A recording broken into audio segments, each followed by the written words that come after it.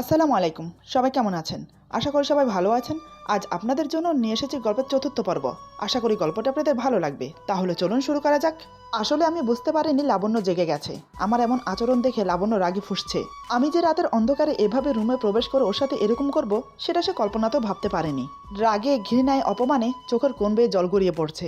আমি কিছু বুঝে ওঠার আগেই হঠাৎ লাবণ্য শরীরের সমস্ত শক্তি দিয়ে আমাকে জোরে ধাক্কা মারে। আমিও টাল সামালতে না পেরে বিছানা থেকে সোজা মেঝেতে পড়ে যাই, আর সাথে সাথে আমার কপাল ঠুকে যায় সামনে থাকা টি টেবিলের কোনায়। টি টেবিলের সাথে খুব জোরেই বাড়ি খাই, সাথে সাথে ফেটে রক্ত পড়তে থাকে। আমি ব্যথায় ও যন্ত্রণায় উফ বলে কপালে হাত দিয়ে চেপে ধরি। ডিম লাইটের আলোতে তেমন বোঝা যাচ্ছে না কি হয়েছে। লাবণ্য উঠে বিছানায় বসে আমার দিকে তাকিয়ে আছে। আমি মেঝেতে গুটিসুটি মেরে বসে কপালে হাত চেপে ধরে বসে আছি। শরীরের যন্ত্রণা, তার সাথে এখন মাথার যন্ত্রণা, সব মিলিয়ে খুবই অস্বস্তিকর একটা যন্ত্রণা শিরায় শিরায় বয়ে যাচ্ছে। মনে হচ্ছে আমি এখনই জ্ঞান হারাবো। মাথাটা ঝিমঝিম করছে। লাবণ্য এবার উঠে ঘরের লাইট জ্বালিয়ে দিল। লাইট জ্বালিয়ে আমার অবস্থা দেখে ওর হাত পা কাঁপতে শুরু করলো। চোখগুলো বড় বড় গোল গোল করে আমার দিকে তাকিয়ে আছে। আমার শরীরের দিকে তাকিয়ে ভয় পেয়ে যায়। আসলে সাদা টি শার্ট পুরো লাল হয়ে গেছে। লাবণ্যর বুঝতে বাকি রইল না লাল লাল এগুলো রক্ত ছাড়া আর কিছু না।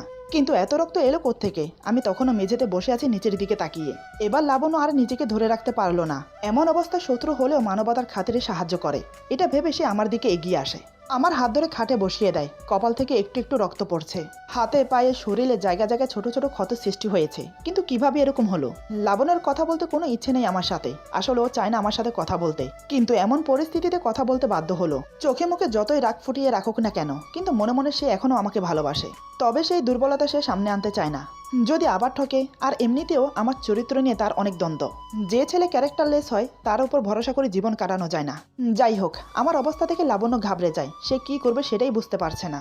কাল রাতের মতো সেই একই প্রশ্ন তার মাথায় ঘুরছে। ঘরের দরজা বন্ধ, তাহলে আমি রুমে ঢুকলাম কি করে? সেটা না হয় পরে দেখা যাবে, কিন্তু আমাকে নিয়ে এখন কি করবে সেটাই বুঝতে পারছে না। এখন আর্জেন্টলি আমাকে ডাক্তারের কাছে নিয়ে যাওয়া খুবই জরুরি। তাই সে আমাকে কিছু না বলে চলে গেল হারুনকে ডাকতে। কিছুক্ষণ দরজা ধাক্কানোর পর হারুন ঘুম ঘুম ভাব নিয়ে হাই তুলতে তুলতে দরজা খোলে। দরজা খুলেই লাবণ্যকে দেখে অবাক হয়। মাঝরাতে লাবণ্য এখানে কি করছে? অনিফার কোনো কিছু হলো না তো? হারুন ব্যস্ত হয়ে বলে, কি হয়েছে লাবণ্য? এত রাতে তুই এখানে? অনিফার কিছু হয়নি তো? লাবণ্য নিজেকে সামলিয়ে বলে, অনিফা ঠিক আছে ভাইয়া, কিন্তু আপনার বন্ধু। আর বলতে পারলো না। ওর গলা বুঝে আসলো কান্নায়। আমার কথা শুনে হারুন অতীব ব্যস্ত হয়ে বলে, অনির আবার কি হলো? কোথায় ও? আসলে হারুন জানে না রাতে আমি লাবণ্য রুমে গিয়েছি। রোশালীকে দিয়ে আসতে আসতে অনেক দেরি হয়ে যায়। ততক্ষণ আমি লাবণ্য রুমে চলে গিয়েছিলাম। তাই ও কিছুই জানে না। লাবণ্য কান্না করতে করতে বলে, আমার রুমে ওনার কোনো রকমে বলতে পারছে না, সে এতটাই ঘাবড়ে গিয়েছে। লাবণ্য রুমের কথা শুনে হারুন আর এক মিনিটও দাঁড়ালো না, দৌড়ে লাবণ্য রুমে চলে এলো। ততক্ষণে আমার কপাল থেকে রক্ত পড়া বন্ধ হয়ে গেছে। বেশি কাটা যায়নি, সামান্য কেটেছে তো তাই। কিন্তু আমার শরীরে অনেক জায়গায় কাটা ফুটেছে। কিছু বেরিয়ে গেছে, কিছু ভেঙে শরীরে বিঁধে আছে। যেমন জ্বালা করছে তেমন ব্যথাও করছে। সেখান থেকে রক্ত বের হওয়ার কারণে জামা লাল হয়ে গেছে। এটা দেখে লাবণ্য ঘাবড়ে যায়, ভেবেছে আমার কি না কি হয়েছে। এমনিতে আমি ঠিক আছি। আমি তখনও ওইভাবে বসেছিলাম। হারুন দৌড়াতে দৌড়াতে রুমে প্রবেশ করে। রুমে প্রবেশ করেই দেখে আমার এই অবস্থা। এটা দেখে সেও ঘাবড়ে যায়। হারুনের পিছনে পিছনে লাবণ্যও ছুটে এসেছে। হারুন আমার কাছে এসে আমার কাঁধে হাত রেখে বলে, কি রে, কি হয়েছে তোর? এই অবস্থা হলো কি করে? কিভাবে হলো? হারুনকে ব্যস্ত হতে দেখে আমি বললাম, আরে এত ব্যস্ত হওয়ার মতো কিছু হয়নি, আমি ঠিক আছি। হারুন উত্তেজিত হয়ে বলে, কোথায় ঠিক আছিস তুই? পুরো শরীর রক্তাক্ত হয়ে আছে, কপাল কেটে গেছে। এর মাঝেও তুই বলছিস ঠিক আছিস? চল ডাক্তারের কাছে। আমি বললাম, ডাক্তারের কাছে যেতে হবে না, ডাক্তারের কাছে যাওয়ার মতো কিছুই হয়নি। ঘরে ফাস্টিং বক্স আছে, যদি থাকে নিয়ে আয়, ওতেই হবে। হারুন আমার কথা মতো দৌড়ে গিয়ে ফাস্টিং বক্স নিয়ে এলো। লাবণ্য তখনও দরজার কাছে দাঁড়িয়ে আমার দিকে তাকিয়ে আছে, কিন্তু মুখে একটা কথাও বলছে না। আমি চুপচাপ বসে আছি। হারুন আসতে আমি শার্টের বোতাম খুলতে লাগলাম। বোতাম খুলতে শরীরে ছোট ছোট ক্ষত ওদের চোখে পড়লো। এটা দেখে লাবণ্য অবাক হয়, এভাবে ছোট ছোট ক্ষত কিভাবে হলো? হারুন তো আরো বেশি অবাক হয়েছে, এখনো জায়গা জায়গায় কাটা আটকে আছে। হারুন এসব দেখে বলে, তুই কোথায় পড়েছিস বলতো? তোর শরীরে এত কাটা বিঁধেছে কিভাবে? আমি বললাম, আসলে মই বেয়ে উঠতে গিয়ে পড়ে গিয়েছিলাম।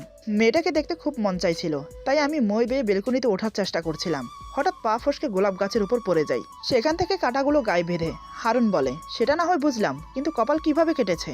আমি এবার লাবণ্যর দিকে তাকিয়ে বললাম, অন্ধকার রুমে হোঁচট খেয়ে পড়ে গিয়েছি, তাতে কপাল ঠুকে যায় টি টেবিলের সাথে।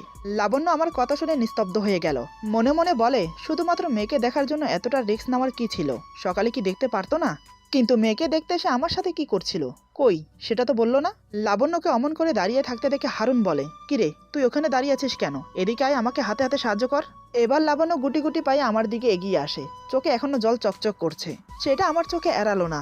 লাবণ্য কাছে আসতে হারুন বলে, তুই ধীরে ধীরে ওর গায়ে কাটাগুলো খোল, দেখিস আবার জোরে টান দিস না। তাহলে কাটা ভেঙে থেকে যাবে, পরে আবার ইনফেকশন হবে। আমার শরীর থেকে কাটা বের করতে হবে শুনে লাবণ্য চোখ বড় বড় করে তাকায় হারুনের দিকে। লাবণ্য বলে, আমি পারবো না, এটা আমার দ্বারা সম্ভব হবে না। হারুন বলে, দেখ লাবণ্য, এখন পারবো কি পারবো না সেটা ভাবার সময় নেই, দেখতে পারছিস না ওর অবস্থা, এসব চিন্তা না করে তাড়াতাড়ি আয়। এবার লাবণ্য বাধ্য হলো, সে ধীরে ধীরে আমার কাছে এসে দাঁড়ায়, তারপর এক এক করে কাটা তুলতে লাগলো। প্রত্যেকটা কাটা তোলার সময় চোখ মুখ বন্ধ করে মুখের এমন প্রতিক্রিয়া করে মনে হচ্ছে যেন ওর শরীর থেকে কাটা তুলছে। কাটা তুলছে আমার শরীর থেকে আর ব্যথা পাচ্ছে ও। একসময় খুঁজে খুঁজে সবগুলো কাটা তোলা হলো। হারুন আমার মাথায় ব্যান্ডেজ করে লাবণ্যকে বলে, ওর ক্ষতস্থানে মলম লাগিয়ে দিয়ে এক গ্লাস হলদিওয়ালা দুধ গরম করে এনে দে, আমার কাল সকালে জরুরি কাজ আছে, নয়তো আমি মলম লাগিয়ে দিতাম। আর এমনিতেও তোর আর অনির সম্পর্কে আমি সব জানি, তাই বলছি রাগ অভিমান ভুলে নিজেদের মধ্যে সব ঠিক করে নে, নিজের জন্য না হলেও অ্যাটলিস্ট মেয়ের জন্য কর। এই বলে হারুন চলে গেল। লাবণ্য চুপচাপ দাঁড়িয়ে হারুনের কথাগুলো শুনে গেল, কিছু বলল না, কারণ রাতে সিন ক্রিয়েট করা ঠিক হবে না। একে তো মেয়ে ঘুম থেকে জেগে যাবে, দ্বিতীয়ত চেঁচামেচি শুনে বাড়ি শুদ্ধ সবাই উঠে যাবে, তাই চুপ করে গেল। আমি চুপচাপ খাটে বসে আছি, লাবণ্য চুপচাপ আমার গায়ে মলম লাগাচ্ছে, কিন্তু আমাদের মাঝে কোনো কথা হচ্ছে না। লাবণ্য মনে মনে ভাবছে, তুমি আমার সাথে যা করেছো তার জন্য তো আমি তোমাকে কোনো দিনও ক্ষমা করব না, আর বাকি রইল মেয়ে, ওকে নিয়ে আমি অনেক দূরে চলে যাব, যেখানে তুমি আমাকে কোনোদিনও খুঁজে পাবে না, কিন্তু তারপরও তোমাকে আমি মেনে নিতে পারবো না।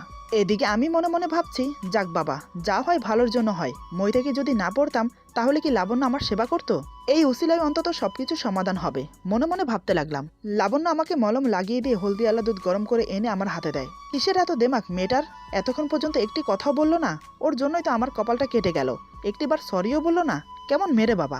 আমিও ছাড়ার পাত্র না, আমি বললাম, আমার মাথা ব্যথা করছে, মাথা একটু টিপে দাও তো। আমার মুখে একথা শুনে লাবণ্য চোখ ছোট ছোট করে আমার দিকে তাকায়। আমি বললাম, কি হলো, বসে আছো কেন, মাথা টিপে দাও। এবার লাবণ্য কথা না বলে থাকতে পারলো না।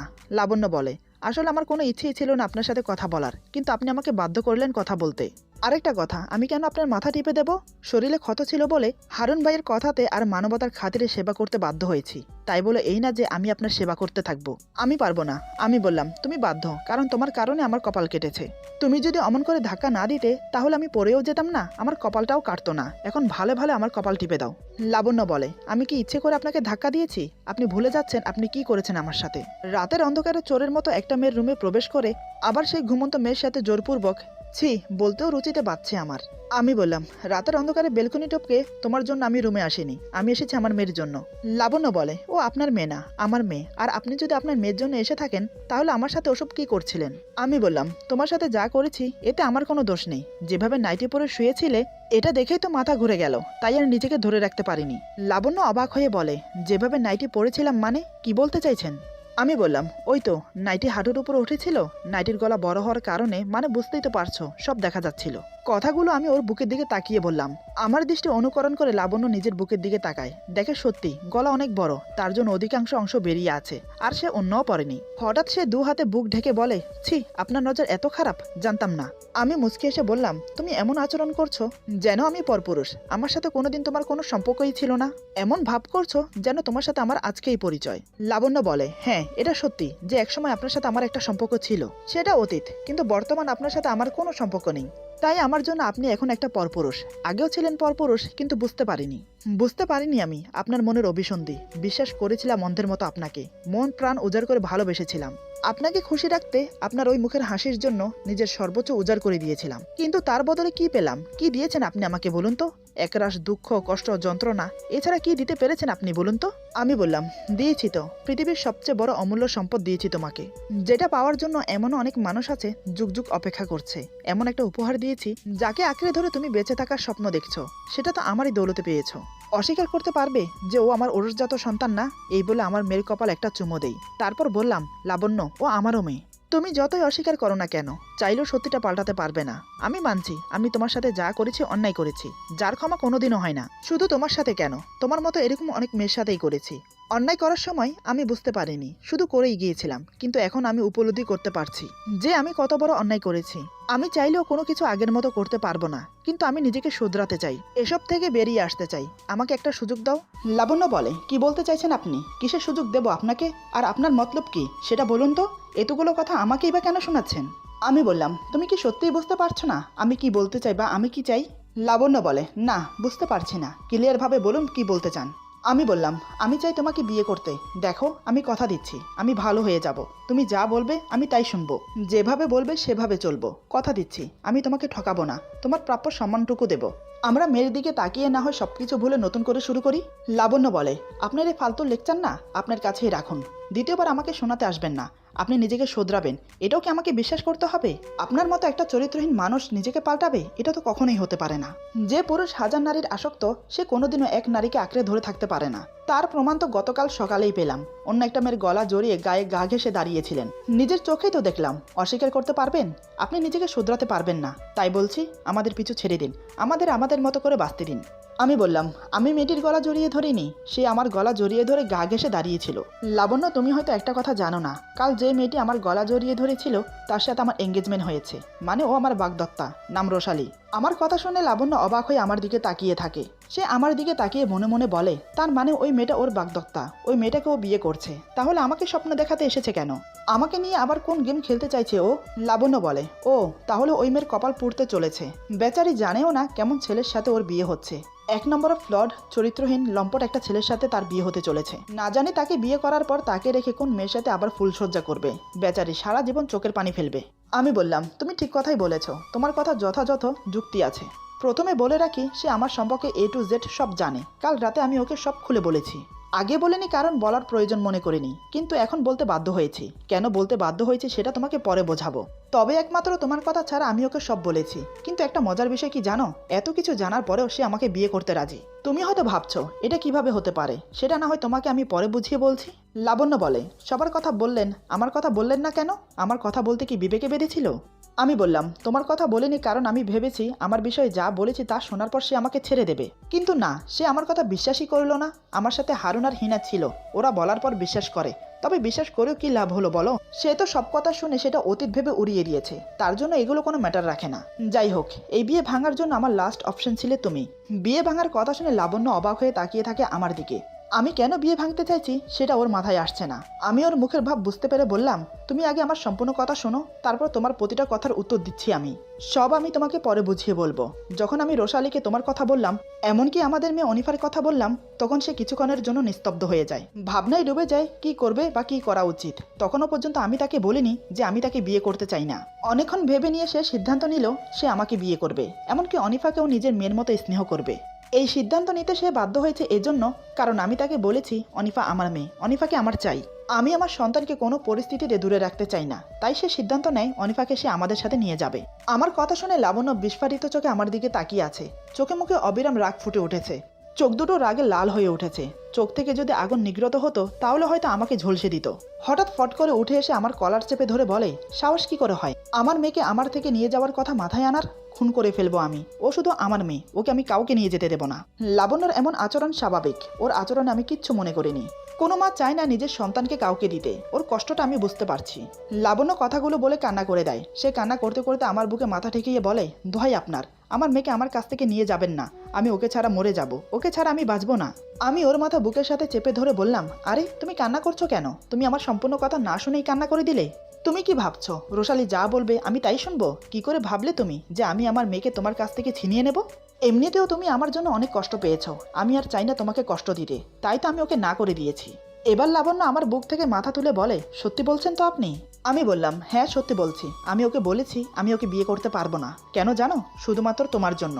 তুমি আমার বাচ্চার মা, তোমাকে এভাবে কষ্ট পেতে আমি দেখতে পারবো না। আমার মেয়ে আমার পরিচয় না বেচে জারজ সন্তানের পরিচয় বাঁচুক, আমি জীবিত থাকতে এটা কখনোই হতে দেব না। লাবণ্য, অনিফা আমার মেয়ে, ইনফ্যাক্ট আমাদের দুজনের সন্তান ও। ওকে আমরা দুজন মিলে মানুষ করব। প্লিজ লাবণ্য, অতীতে যা হয়েছে সব ভুলে গিয়ে নতুন করে শুরু করি না, চলো। এতক্ষণে মনে হয় লাবণ্যর হোঁশ ফিরল। সে যে আমার কলার চেপে ধরে আমার বুকে মাথা ঠেকিয়ে আছে সেটা তার মনেই নেই। হঠাৎ সে আমাকে ছেড়ে দিয়ে দূরে সরে বসে, চোখে মুখে রাগ ফুটিয়ে বলে, এটা কখনোই সম্ভব না। আমি আপনাকে বিয়ে করতে পারবো না। আপনি যা করেছেন আমার সাথে সেটা ভোলারও না। আমি বললাম, কিন্তু কেন লাবণ্য? কেন আমরা সবকিছু ভুলে গিয়ে নতুন করে শুরু করতে পারি না? তুমি কি চাও না তোমার মেয়ে তার বাবার পরিচয় বড় হোক? লাবণ্য বলে, হ্যাঁ চাই, কিন্তু আপনার মতো একজন জঘন্য, নিকৃষ্ট, চরিত্রহীন মানুষের পরিচয়ে আমি আমার মেয়েকে বড় করতে চাই না। আমি চাই না আপনার মতো একটা মানুষের ছায়া আমার মেয়ের উপর পড়ুক। আপনার সাথে সাথে আপনার ছায়াও দূষিত। তাই আমি আপনার কাছে অনুরোধ করব, আমাদের থেকে দূরত্ব রাখুন। আপনার যখন এঙ্গেজমেন্ট হয়েই গেছে তখন তাকে বিয়ে করে নতুন সংসার করুন। তার থেকে না হয় একটা নয়, দরকার পড়ে তো 1 দর্জন বাচ্চা নিয়ে নেবেন, তখন আর নিজের সন্তানের অভাব থাকবে না। কিন্তু আমার অনুরোধ, আমার মেয়ের পিছু ছেড়ে দিন। না, এ দেখছি সোজা কথাই শুনবে না। আমি বললাম, তার মানে তুমি আমাকে বিয়ে করতে চাইছো না? লাবণ্য বলে, না। আমি বললাম, তুমি হয়তো আমার সম্পর্কে কিছুই জানো না লাবণ্য। আমি আজ পর্যন্ত যা চেয়েছি তা নিজের করে পাইনি, এমনটা কোনোদিনও হয়নি, এবারও হবে না। লাবণ্য বলে, কি করবেন আপনি? আপনার মন যা চায় তা করে নিন, কিন্তু আমি আমার মেয়েকে কোনোভাবেই আপনাকে দেব না। আমি বললাম, আমার মেয়ে তো আমি নিয়েই যাব, সাথে তোমাকেও। এমন পরিস্থিতি সৃষ্টি করব যেটাতে তুমি বাধ্য হবে নিজে থেকে বলতে আমাকে বিয়ে করুন, আমাকে আর জোর করতে হবে না। লাবণ্য বলে, স্বপ্ন দেখে যান, তাতে কোনো সমস্যা নেই, কিন্তু এটা বাস্তবে কোনোদিনও হবে না। কিসের ভিত্তিতে মেয়েটি এতটা জোরের সাথে কথা বলছে? ও কি ভাবে আমাকে? আমি কিছুই পারি না? ওর কথা শুনতে শুনতে সত্যি আমার মেজাজ গরম হচ্ছে এবার। আমার মেয়ে আর আমাকেই বলে কিনা ওর থেকে দূরে থাকতে, আমার ছায়াও যেন ওর উপর না পড়ে। আমি খারাপ হলেও ওর বাবা আমি। ওর আচরণে আমার ধৈর্যের বাঁধ ভেঙে গেল, নিজেকে আর কন্ট্রোল করতে পারলাম না। শরীরের ব্যথা ভুলে গিয়ে হঠাৎ ওকে ধাক্কা দিয়ে বিছানায় ফেলে ওর বুকের উপর উঠে বসে পড়ি। এক হাতে ওর 2 হাত বিছানার সাথে চেপে ধরি, অন্য হাতে খুব শক্ত করে গাল টিপে ধরে দাঁতে দাঁত পিষে বললাম, এই তোর সাহস কি করে হয় আমার মুখের উপর এত বড় বড় কথা বলার? কালকে থেকে এই পর্যন্ত তোকে কিছু বলছি না বলে মুখ দিয়ে যা আসছে তাই বলছিস? ভুলে যাস না আমি অনন্ত চৌধুরী অনি। কেউ আমাকে চোখ রাঙিয়ে কথা বলবে সেটা আমি বরদাস্ত করি না। আমাকে কেউ কিছু বলার আগে দুবার ভাবে। সেই জায়গায় তোর মতো পুচকি মেয়ে আমার চোখে চোখ রেখে আমাকে চোখ রাঙিয়ে আমাকে কথা শোনাস? আমি চাইলে না তোর চোখের সামনে দিয়ে আমার মেয়েকে আমি নিয়ে যেতে পারি, তুই কিচ্ছু করতে পারবি না। কিন্তু আমি সেটা করব না। তোকে যে আমার চাই, তোর এই সুন্দর ফিগার যে আমাকে আবার আকৃষ্ট করেছে, তোকে ছেড়ে দেই কি করে বলতো? তার যে বড় কথা, তুই আমার সন্তানের মা, আমার জন্য তুই অনেক কষ্ট সহ করেছিস। মানুষের অনেক লাঞ্ছনা গুঞ্চনা শুনতে হয়েছে আমার জন্য, তাই আমি তোকে নিজের করে পেতে চেয়েছিলাম। অন্তত তোকে এবার আমি একটু সুখে দেখতে চেয়েছিলাম, কিন্তু তুই সোজা কথা শোনার মেয়ে না। এবার দেখ আমি কি করি, যা করব না সেটা তুই কল্পনাতেও ভাবতে পারবি না। তবে একটা কথা মনে রাখিস, আমার মেয়ে তো আমি নেবই, তার জন্য আমাকে যা করতে হবে আমি তাই করব। এদিকে লাবণ্যর গাল টিপে ধরায় খুব ব্যথা পাচ্ছে, সে ব্যথায় ছটপট করছে আর কান্না করছে। রাগের চোটে আমি জ্ঞানশূন্য হয়ে পড়েছিলাম। আমি যে ওর গাল এত শক্ত করে টিপে ধরেছি সেদিকে আমার কোনো খেয়াল ছিল না। হঠাৎ ওর চোখের পানি দেখে সম্বিত ফিরল আমার, সাথে সাথে আমি ওকে ছেড়ে দিলাম। ওর বুকের উপর থেকে নেমে হাত ধরে টেনে নিজের বুকে এনে ফেললাম। লাবণ্য টাল সামালতে না পেরে আমার বুকে এসে লেপ্টে পড়ে। আমি 2 হাতে বুকের সাথে জড়িয়ে নিলাম, মাথায় আলতো করে কিস করে ওর গালে গাল ঘেঁষতে লাগলাম। কপালে টুপ করে একটা চুম্বন করলাম। গালের যে অংশ টিপে ধরেছি সেখানে ছোট ছোট কিস করতে লাগলাম। একসময় ঠোঁটে ঠোঁট ডুবিয়ে দিলাম। বেশ কিছুক্ষণ চুম্বন করে নাকে নাক ঘেঁষে বললাম, sorry, I am really sorry, but I love you Labanya. এবার আমি তোমাকে সত্যি ভালোবাসি, সারা জীবন এভাবে তোমাকে আমার বুকে চাই, এক মুহূর্তের জন্য তোমাকে হারাতে চাই না। ভালোবাসি তোমাকে, বড্ড বেশি ভালোবেসে ফেলেছি, ক্ষমা করে দাও না আমাকে। আমি তোমাকে ছাড়া, আমার মেয়েকে ছাড়া সত্যি থাকতে পারবো না। বিশ্বাস করো লাবণ্য, যবে থেকে জানতে পেরেছি অনিফা আমার মেয়ে, তবে থেকে আমি অনুশোচনায় ভুগছি। আমি অনেক অপরাধ করেছি, সেগুলো মনে পড়তে লাগলো আমার মেয়েকে দেখার পর আমি উপলব্ধি করতে পারছি সবকিছু। আমি সুন্দরভাবে নিজের মেয়েকে নিয়ে তোমাকে নিয়ে বাঁচতে চাই। আমাকে ক্ষমা করে দিয়ে একটিবার সুযোগ দাও। কথা দিচ্ছি তুমি যা বলবে তা শুনবো, কিন্তু তার বিনিময়ে তোমাদেরকে চাই। এতক্ষণ লাবণ্য চুপচাপ আমার বুকে মাথা রেখে শুনছিল। সরি, ভুল বললাম। আসলে ওকে আমি শক্ত করে জড়িয়ে ধরে আছি, যার ফলে ও নড়তেও পারছে না, চড়তেও পারছে না। অনেকক্ষণ ধরে চেষ্টা করছে নিজেকে ছাড়ানোর। এতক্ষণ পর্যন্ত সে আমাকে কয়টা ঘুষি মেরেছে তার কোনো হিসাব রাখিনি। এবার আমি ওকে ছেড়ে দিলাম। ছেড়ে দেওয়ার পরেই হলো আসল বিপত্তি। হঠাৎ সে আমার সাথে যা করলো তার জন্য আমি মোটেই প্রস্তুত ছিলাম না। ভাবতে পারিনি ও হঠাৎ আমার সাথে এরকম করবে। এত সুন্দর করে বোঝানোর পরেও এসব করার মানে ছিল না। তাহলে কি আমি ব্যর্থ? সে কি বারবার আমার সাথে এরকম করবে? এরপর যা হলো। আজকের গল্প এখানে সমাপ্ত। গল্পের বাকি অংশ পেয়ে যাবেন আগামী পর্বে। আশা করি গল্পটি আপনাদের ভালো লাগবে। যদি ভালো লাগে তাহলে লাইক, কমেন্ট এবং সাবস্ক্রাইব করে আমাদের পাশে থাকুন। বন্ধুদের সাথে বেশি বেশি করে শেয়ার করুন। সবাই ভালো থাকুন, সুস্থ থাকুন। আল্লাহ হাফেজ।